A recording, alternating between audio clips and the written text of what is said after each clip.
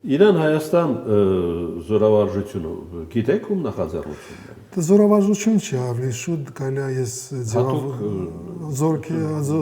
հատուկ գործողությունների ստորաբաժանումների կողմից ես դա ավելի շուտ սահմանում եմ որպես սինխրոնիզացված զորավարժություններ, որովհետև երբ իրանական ռազմական ուժերը եւ իրանց շտաբը աշխատել է Իրանի տարածքում, Հայաստանի ստորաբաժանումները աշխատել են Հայաստանի տարածքում, ընդհանուր շտաբ չի ստեղծվել։ Հայ-ադրբեջանական սահմանային լարվածության պայմանավորված չեն դրանք։ Չէ, դա ավելի շուտ կախված է նրանից, որ Իրանը կարող է փորձում է հասկանալ ոնց եղիկը փոխգործակցելու Հայաստանի հետ, երբ լինի հարված Իրանի դեմ։ Եթե լինի հարված Իրանի դեմ, Միացյալ Նահանգները հայտարարել են Իսրայելի հետ եւ դա հայտնի է, որ Միացյալ Նահանգները օգտագործվել են արտաքին հարված, բայց նաեւ օգտագործվել է ներքում Իրանի ներսում անկայուն վիճակ ստեղծելու, երբ կաշխատեն տերորիստական խմբումներ ազերիների կողմից, ազերի համայնքի կողմից, դա մենք տեսել ենք արդեն, որ ոնց է դա կարող աշխատացնի, վերջին անկայունության փորձը որել է Իրանում։ Դա Բաքվի համար վաբանկ գնալուն նման մի բան։ Այդ խաղը ճակետներում նվեր ոչ Հայաստանի, ոչ Ադրբեջանի խաղը չէ։ Ճիշտ է։ Հասկանալի է, այդտեղ Ադրբեջանը դառնում է պլացդարմ, որի տարածքից կարող է հարված հասցնի Իրանի վրա, Իրանը կպատասխանի, կլինի անկայունություն, կլինեն ահաբեկչական խմբերի աշխատում, ով է աշխատացնում խմբերի մենք գիտեք, Թուրքիան վերջերս փայլուն ցույց հայտվել է ոնց ինքը կազմալուծեց Սիրիան մանը ահաբեկչական խմբաների ձևավորմամբ եւ աշխատացմամբ մոտորապես նույն սցենարը կարող է կիրառվի Իրանի դեմ եւ այդ ժամանակ հայկական կողմը պիտի պատրաստ լինի ոնց է ինքը դրսևորում իր քաղաքականությունը, ռազմավարությունը, մարտավարությունը, եթե Իրանը դառնա անկայուն։ Դրա համար ողջունելի է, ուղղակի ելնելով նրանից, որ ամեն ինչ շիկացված է վիճակը աշխարհում, որ Իրանի վրա ուղղված է ուշադրությունը, ես մի քիչ հետաձգած կլինեմ նման զորավարժություններ, բայց Փառք Աստծո, ոնց որ հասկանում եմ հանգիստ է անցել, այդքան մեծ ուշադրություն եւ աղմուկ չի բարձրացվել։ Այսինքն Վաշինգտոն-Թեհրան բանակցությունը մեզ համար մեծ կարևորություն։ Իհարկե, բայց պետք է չմոռանալ, որ զուգահեռ բանակցությունների Միացյալ Նահանգները հավաքում են ռազմական ներուժ Իրանի շուրջ։ Այդ ներուժը կուտակվում է։ Մեծանում է հզորությունը Միացյալ Նահանգներին, այդ նշանակում է, որ Միացյալ Նահանգները պատրաստ են երկու սցենարներին։ Եվ այսօր Տրամպը հայտարարում է, եւ ես իրան հավատում եմ, որ ինքը ուզում է դիվանագիտական մեթոդներով լուծի Իրանի խնդրը, դա Միացյալ Նահանգների ազգային շահերից ելնելով քայլ կլինի, որովհետեւ եթե ինքը կարողանում է հասնել նման պայմանավորվածությունների դիվանագիտական Իրանի համար մի քիչ սանկցիաների ռեժիմը փափկանում է, Իրանը կարողանում է ավելի շատ նավթ հետ բերի միջազգային շուկա, նավթերի գինը ընկնում է եւ մենք ունենում ենք ավելի ստաբիլ հարաբերություններ Իրան-Միացյալ Նահանգներ, որը նպաստում է Հայաստանին, որը ունի նույն ձևի լավ ռազմավարական հարաբերություններ Միացյալ Նահանգների հետ, եւ այդ ժամանակ մեր խնդիրները թեթևանում են։ Եթե պատերազմը տալիս է լրիվ ուրիշ ցավոք սրտի հետևանքներ, բայց ես հույս ունեմ, որ կստացվի, բայց նման սցենարը խիստ դեմալնելու իսրայելական ազգային շահերից Իսրայելը ուզում է պատերազմ։ Եվ այստեղ որտեղ կընդունվի որոշումը Իսրայելում, Երուսաղեմում, թե Վաշինգտոնում, ես չեմ կարող ասել, ես չգիտեմ, շատ քիչ փորձագետներ կհամարձակվեն։ Ասում են Իսրայելին հիմա զսպում է Վաշինգտոնը։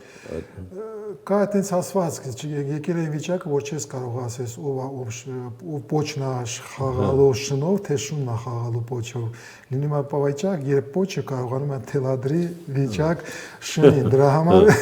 ես չեմ համարձակի ասել ով կհաղթի եւ ինչ որոշում կընդունվի ի վերջո։ Ելնելով նրանից, որ մենք բոլորը հիմա գիտենք, ցավոք սրտի, որ Տրամպը մնում է անկախատեսելի, մի վայրկյանում կարող է վիճակը փոխվի, կարծիքը փոխվի եւ լրիվ անտրամաբանական կարող է ընդունվի մի որոշում ուրիշ։ Մաքսատուրքեր ընդունում, հետո հա 2 ժամից մի քանի ժամից բանա։ Դրա համար պետք է մնում սպասել, բայց սպասել եւ պատրաստել։ Եվ առաջին վարիանտում, երբ դու ունես խաղաղություն, եւ երկրորդ վարիանտում Աստված չանի, որ սկսում է պատերազմ Իրանի դեմ,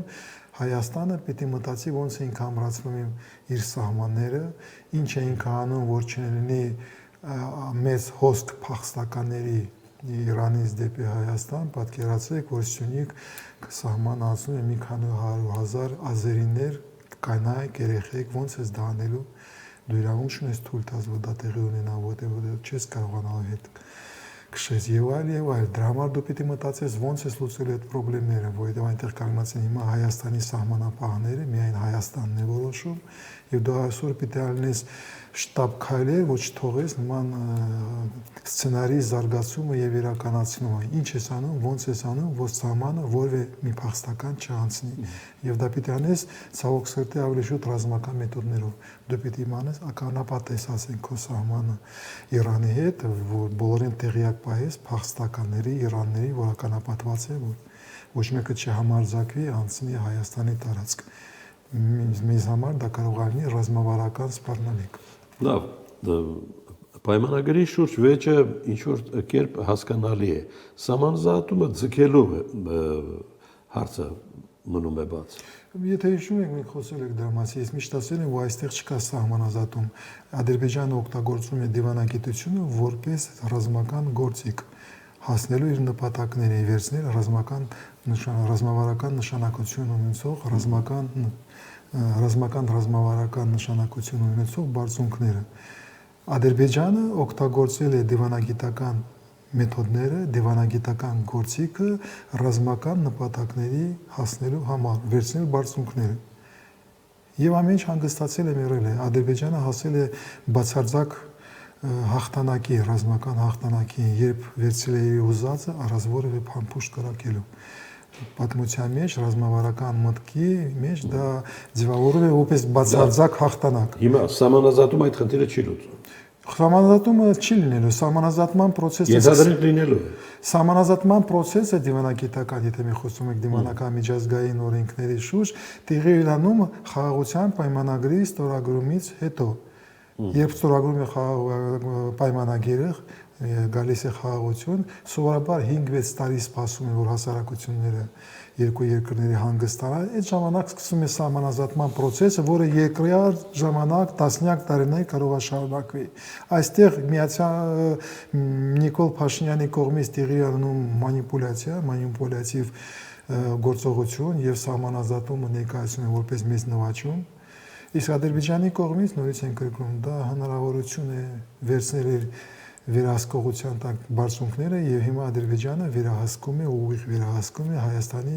կոմունիկացիաները ներքին եւ արտաքին։ Եվ եթե սկսեն լայնածավալ ռազմական գործողությունները, Հայաստանը կլինի բավականին, ոչ թե բավականին շատ դժվար վիճակում։ Ադրբեջանը հասել է նպատակին։ Որ լայնածավալի մասին է խոսքը։ Եթե սկսեն լայնածավալ ռազմական գործողությունները, որովհետեւ պատերազմը չի վերջացել։ Հիմա տեղի ունեցել հրադադար եւ հրադադարի շատերի գնահատականով այսօր դա քիչ հավանական է այդպիսի դժվար է ասել նվեր այս միջազգային տարածաշրջանային եւ միջազգային անվտանգության միջավայրում ասել ինչ կարող է տեղի ունենալ չես կարող ենթադրեք աստված չանի եւ Իրանի վրա հարձակման ֆոնի վրա Ադրբեջանը եւ Թուրքիան դնում են լուծում են ուրիշ խնդիրներ, իրաց լոկալ խնդիրը եւ Միացյալ Նահանգները միջազգային հասարակության ժամանակ չունի զբաղվել այդ փոքր հարցով զանգեզուրով Հայաստանում։ Ինչ է կանելու։ Ով է մեզ հնարավորություն տվել չհաշվարկել նման սցենարներ։ Ես որպես փորձագետ պարտավոր եմ հաշվարկել նման վատագույն սցենարները։ Հայաստանի իշխանությունները պարտավոր են հաշվարկվել վատագույն սցենարները, ոչ թե հույսեր պայել եւ մտածել, որ ամեն ինչ լավ կանցնի։ Այնիշ նկարագրեցիք առայժմ Ռուսաստանին, Մոսկվայում դուրս դրած եք նկարագրում, այդպես է։ Հա, որովհետև Ռուսաստանը հիմա զբաղված է ավելի հետարքիր եւ զմայլի, հետարքիր խաղով, Տրամփ-Պուտինի խաղերը, որը սկսել են, Ռուսաստանը մի քիչ կսպասի, Ռուսաստանի կարծիքով Հայաստանը գտնվում է բացարձակ վերահսկողության տակ եւ Հայաստանի հարավային Կովկասի խնդիրները մի քիչ կսպասեն։ Ռուսաստանը պատրաստ է սպասել ոնց կվերջանա իր հարաբերությունները Տրամփի հետ, Միացյալ Նահանգների հետ, եթե հաջող լինեն, այնպես ինքն ոնց ենթադրում է եւ մենք այսօր տեսնում ենք ճանապարհով է գնում, այդ ժամանակ հարավային Կովկասի խնդիրը, Հայաստանի, Վրաստանի, Ադրբեջանի խնդիրները կլուծվեն լրիվ ուրիշ ձևով։ այն ներուժը, այն հնարավորությունը, որը հիմա Ռուսաստանը կուտակել է ուկրաինական